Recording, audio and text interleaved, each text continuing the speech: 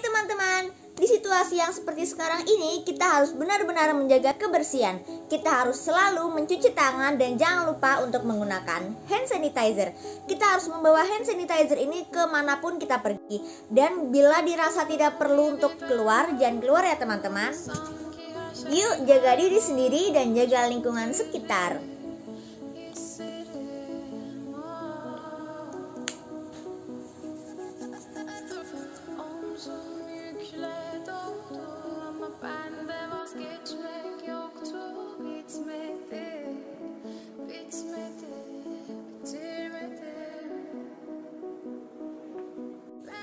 Lalu bagaimana jika dalam situasi seperti ini?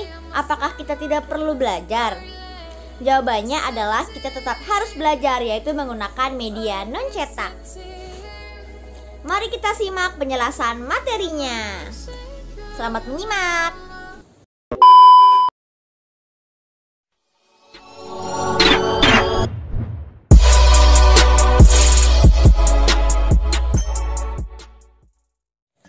Halo, assalamualaikum warahmatullahi wabarakatuh. Di sini saya Nahda Syahnia akan mengajarkan pembelajaran mengenai membaca puisi dalam bentuk video pembelajaran.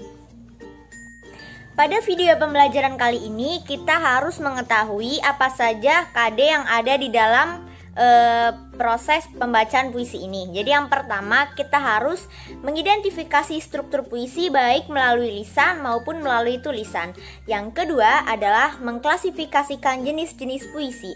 Yang ketiga adalah menginterpretasi hal yang akan diperhatikan dalam pembacaan puisi. Dan yang keempat adalah menyajikan puisi dalam bentuk lisan. Setelah kita mengetahui apa saja KD-nya, lalu kita juga harus mengetahui apa tujuannya. Jadi tujuan yang pertama itu agar siswa dapat menyebutkan hal yang diperhatikan dalam pembacaan puisi. Lalu yang kedua adalah mempelajari hal yang diperhatikan dalam pembacaan puisi. Yang ketiga adalah menjelaskan puisi yang akan disajikan dalam bentuk media non-cetak. Yang keempat adalah mempraktikkan puisi dalam bentuk video. Baik, langsung saja kita masuk ke materinya. Jadi teman-teman udah ada yang tahu belum apa itu puisi? Puisi adalah sebuah karya sastra. Jadi dalam puisi itu terdapat dua jenis, baik puisi lisan maupun puisi non-lisan. Nah biasanya puisi non-lisan ini dapat juga dipraktikkan dalam pembuatan video. Nah, lalu muncullah pertanyaan, apa saja sih yang harus diperhatikan dalam pembacaan puisi? Apakah kita hanya dengan modal ekspresi kita sudah dapat membacakan puisi? Tidak. Tetapi harus ada beberapa aspek yang harus dikuasai dalam pembacaan puisi. Yang pertama adalah ekspresi. Ekspresi di sini adalah mimik muka. Jadi ketika kita membacakan puisi dengan tema sedih, muka kita tidak dianjurkan menggunakan ekspresi yang gembira karena itu tidak nyambung atau tidak selaras.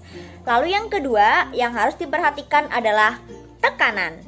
Tekanan di sini adalah kuat lemahnya kata.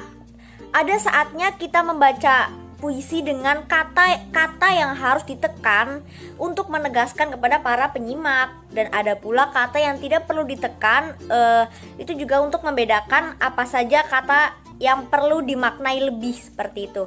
Lalu yang harus diperhatikan ketiga adalah lafal.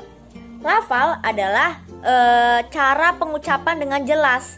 Kita harus membacakan puisi dengan pelafalan yang jelas agar para penyimak atau para penonton yang melihat kita membacakan puisi dapat memahami makna yang disampaikan. Jangan sampai kita membacakan puisi dengan kata yang belibet gitu.